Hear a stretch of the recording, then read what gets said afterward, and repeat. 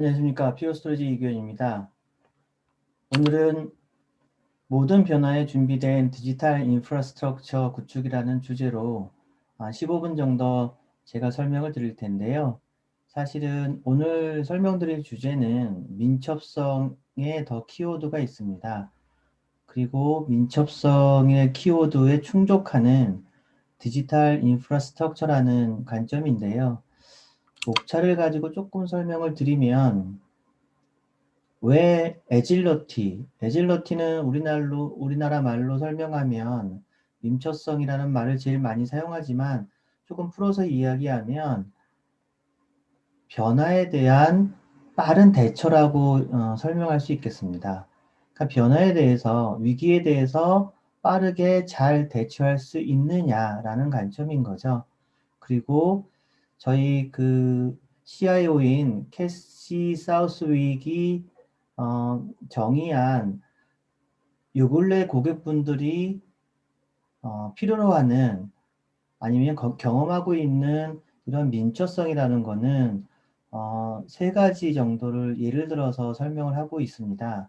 뭐냐면 어떤 그 현실에 있어서의 스레트, 위협에 대한 대응, 혹은 기업의 성장에 따른 IT 인프라스트럭처에 대해서 얼마나 잘 대응할 수 있느냐, 성장에 대한 대응, 그 다음에 미래를 위한 대응, 세 가지를 이야기하고 있고요.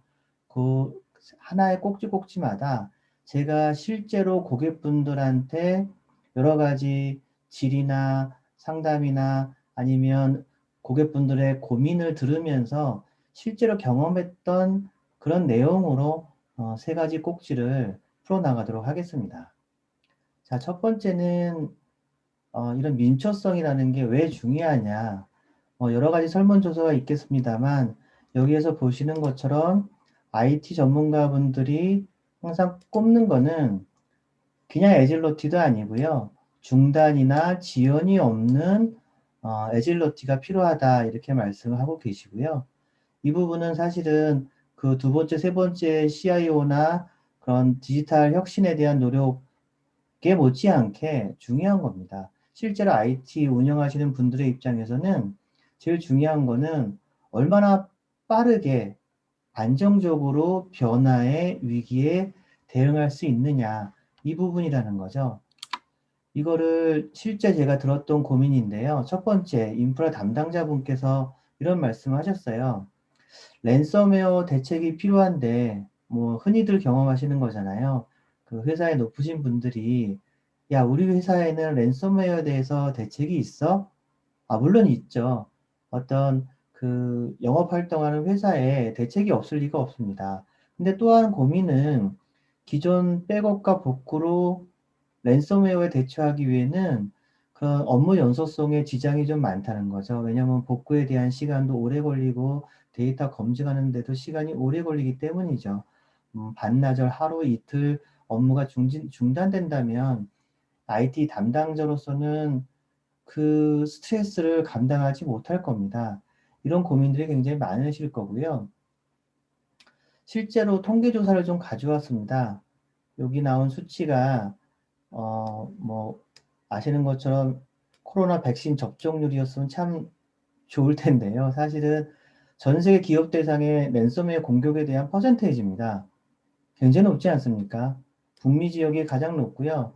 여러분들 아시는 것처럼 콜로니얼 파이프라인이라는 회사가 실제로 공격을 당해서 유가가 상승할 정도의 북미의 석유 공급이 마비된 적이 한 달 내에 있었습니다. 그 비트코인으로 그 랜섬웨어니까요. 몸값을 지불했다는 거로 유명했고요. 이런 부분에 있어서 세계 어디서나 발생하고 있고요. 공격은 11초마다 뭐 이런 숫자들 나열할 필요가 없이 랜섬웨어에 대한 고민이라는 거는 여러분은 다 알고 계실 거예요.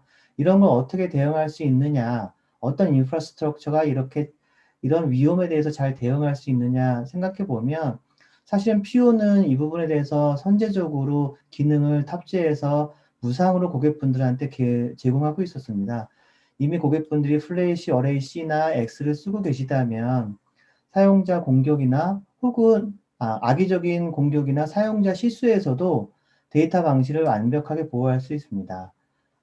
세이프 모드의 시점 백업을 생성하게 되시면 이거는 지우실 수가 없어요. 저도 지울 수 없고요. 이걸 지우려면 특별한 그 절차를 통해서 피오스토리 본사 엔지니어만이 지울 수 있다고 하는데 현실적으로는 해커가 이 부분에 대한 공격을 한다는 것은 불가능하죠. 그리고 이건 스토리지 복제본이기 때문에 원본으로 복구하는 거는 아마 몇 초 안 걸릴 겁니다. 이렇게 완벽한 랜섬웨어에 대한 그 대책이라는 거는 사실은 이런 걸 지원하는 인프라스트럭처를 갖고 있을 때만 가능하다는 거, 이런 부분도 꼭 한번 고민해 보시는 포인트가 되셨으면 하는 게 첫 번째 꼭지고요. 두 번째 꼭지는 또 IT 운영자들한테 제가 많이 정말 들었습니다. 스토리지 교체 시기가 다가오는데 뭐 여러 가지 이유로 스토리지 교체해야 되는데 데이터 마이그레이션 악몽과 같은 주말과 야간을 잡아먹는 데이터 마이그레이션은 어떻게 해야 되나? 그리고 업무 재개를 재체권하는 현업팀 뭐라고 대답해야 되나? 이런 고민들 많으시잖아요. 근데 이 부분도 사실은 퓨어 스토리지가 성공적으로 대응하고 있고요. 뭐 스토리지에 대한 업그레이드는 단순히 용량이라든지 성능뿐만 아니라 뭐 새로 나온 소프트웨어를 업그레이드 할 수도 있고요. 이런 모든 것들이 퓨어 스토리지는 에버그린, 중단 없이 여기 나오는 것처럼 업무 중단이나 성능 저하 없이 데이터 마이그레이션 없이 가능하다는 거죠. 사실은 퓨어 스토리지를 사용했던 고객분들이 저희한테 고맙다는 말씀을 하시는 경우에 대부분은 이 부분이 많아요. 정말 퓨어 스토리지를 사용해서 행복하다고 말씀하시는 겁니다. 과거 처음 제품을 출시했을 때부터 가장 최신의 제품군까지 무중단으로 그리고 데이터 마이그레이션 없이 그대로 컨트롤러 업그레이드를 하실 수 있는 거예요. 가장 최신 기종의 NVMe 접속을 하는 기능을 쓰시고 싶으시다면 중단 없이 업그레이드 하실 수 있는 거죠. 이런 부분 때문에 그 퓨어스를 사용하시는 고객분들은 정말 데이터 마이그레이션 없이 상위 기종이나 다른 세대로 업그레이드를 늘 하고 계시고요. 1년에도 100대 넘게 한국에서 하고 있습니다. 이런 부분들은 사실은 고객분들이 아름아름으로 입소문이 많이 나고 있는데요. 실제로 운영 담당자의 입장에서 보면 정말 안정적인 서비스 그리고 운영자분들의 워크 앤 라이프 밸런스까지도 책임져주는 스토리지 인프라가 아닌가 저는 생각합니다. 제가 두 번째 꼭지까지 말씀을 드렸고요. 이제 세 번째 꼭지를 말씀드릴 텐데 세 번째 꼭지는 조금 미래에 대한 얘기입니다. 첫 번째는 제가 뭐라고 말씀드렸냐면 현실에 대한 위협에 대해서 어떻게 대응할 것이냐를 말씀드렸고요. 두 번째는 성장하는 비즈니스에 대응하는 IT 인프라가 어떻게 테크 리프레시, 스토리지 업그레이드 이런 부분을 대응할 것이냐라는 문제였고요. 가까운 미래가 되겠죠. 아니면 예측할 수 있는 미래가 되겠죠. 그 다음에 세 번째는 어떤 비즈니스가 재편성되는 그런 문제일 수도 있습니다. 무슨 얘기냐면 예전에 주센터 이런 개념, 데이터 센터 개념에서 온프렘에서 클라우드로 이런 고민들 많이 하시거든요. 그래서 지금 온프렘으로 데이터 센터를 운영하고 있는데 재복구 센터를 클라우드로 할 수 없을까? 아니면 이미 클라우드를 쓰고 있는데 온프렘에서 사용하던 스토리지 기능을 클라우드에서도 좀 쓸 수 없을까? 클라우드는 장점도 많지만 좀 미흡한 부분도 있을 수 있습니다. 예를 들면 어떤 스토리지에 대한 다양한 솔루션이라든지 아니면 뭐 퓨어 스토리지에서 경험하셨던 중복 제거 압축률이라든지 액티브 데이터 센터를 구축할 수 있는 액티브 클러스터라든지 되게 다양한 기능들이 많이 있거든요. 이런 고민들도 실제로 많이 하시고 실제 테스트해서 운영하고 계신 고객분들이 한국에 계십니다. 실제 사례 그림을 하나 그려왔는데요. 고객분께서 온프렘의 퓨어 스토리지를 잘 사용하고 계셨어요. 테라바이트급의 MS SQL DB였고요. 이분께서는 이미 클라우드를 프론트엔드 업무로 쓰고 계셨어요. 웹서버라든지 어플리케이션 서버로 쓰고 계셨는데요. 그 어떤 스토리지의 그 재복구, 많이 아시는 것처럼 재복구라고 하는 거는 스토리지를 재복구 센터로 복제하고 필요할 때 그쪽에서 데이터를 운영할 수 있어야 되죠. 그 다음에 또 재복구 선언 시 그 운영한 다음에 재해가 끝나면 다시 원복을 해서 데이터를 그 주센터에서 운영할 수 있는 다양한 기능이 가능한지를 테스트하셨고요. 실제로 이런 기능들이 퓨어 스토리지가 제공하는 기능 중에서 고객분들이 참 만족했던 기능이라고 저는 생각합니다. 여러 가지 기능들이 많이 있습니다만 저는 좀 사례 위주로 설명을 드리다 보니 기술적인 내용을 깊게 설명드리지 못한 부분 정말 아쉽고요.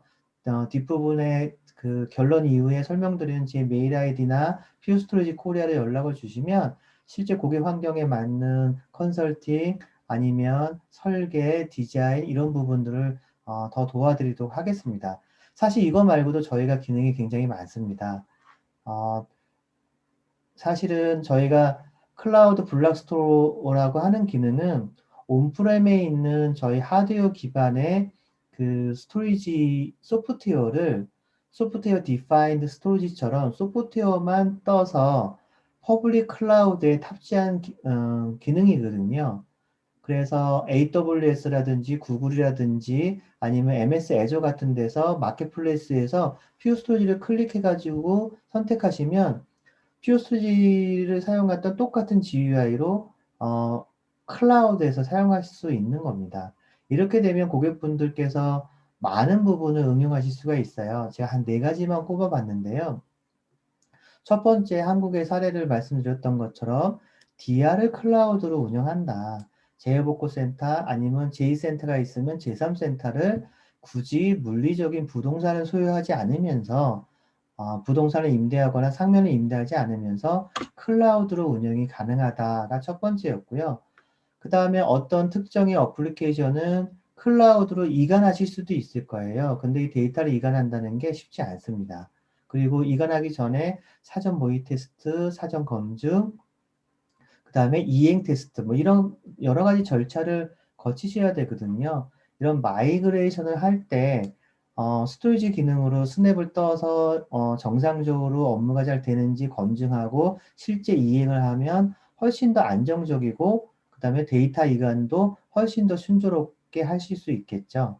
그 다음에 뭐 많이들 들어보셨던 테스트 뎁, 개발 테스트 환경은 클라우드에 구축하시고 싶다. 그러면 여러분들 아시는 것처럼 주기적으로 데이터를 운영센터에서 복제해줘야 됩니다. 왜냐하면 데이터는 계속 변하기 때문이죠. 특히 DB인 경우에는 이런 테스트 덱 환경에는 시점 복제본을 사용해서 여러 사용자, 여러 개발팀에게 이런 개발 테스트본을 배포할 수 있다는 것도 다양한 그 유스 케이스를 볼 수 있고요. 그 다음에 어떤 어플리케이션 아예 다 클라우드로 가실 수도 있고요. 클라우드와 클라우드 간의 액티브 데이터 센터, 뭐 하이 어베일러빌리티 존 이런 그 기능으로 클라우드 간의 HA 구축도 가능합니다. 이런 부분도 꼭 한번 고민해 보실 수 있는 어떤 퓨어스토리가 제공하는 그러니까 퓨어스토리지는 사실은 가까운 그 현재 위협이나 그 예상되는 스토리지 업그레이드나 아니면 미래에 나아갈 어떤 클라우드의 전환까지도 미리 다 준비되어 있다는 거죠. 그래서 제가 마지막으로 드리고 싶은 말씀은 어떤 변화나 위기는 예측의 영역이 아니라 대응의 영역이라는 거죠. 미래를 저희가 다 예측할 수는 없지 않습니까? 그래서 필요한 것이 민첩성 있는 애자일한 변화에 빠르게 대응할 수 있는 인프라스트럭처를 고민하셔야 된다는 겁니다. 이것이 하드웨어 인프라스트럭처, 뭐 대표적으로 서버라든지 네트워크라든지 스토리지인데요. 스토리지가 사실은 가장 유연하지 않았습니다. 그렇기 때문에 어떤 유연한 어떤 인프라스트럭처를 고민하실 때 제일 먼저 고민하셔야 되는 인프라스트럭처는 스토리지다. 이 부분을 한번 고민하십사 하는 게 제 마지막 드리고 싶은 말씀입니다. 15분 동안 그 경청해 주셔서 감사드리고요. 남은 저희 세션들 모두 참석하셔가지고 좋은 경험, 그 다음에 그 지식을 얻어가시길 바람하지 않습니다. 15분 동안 고생 많으셨습니다. 감사합니다.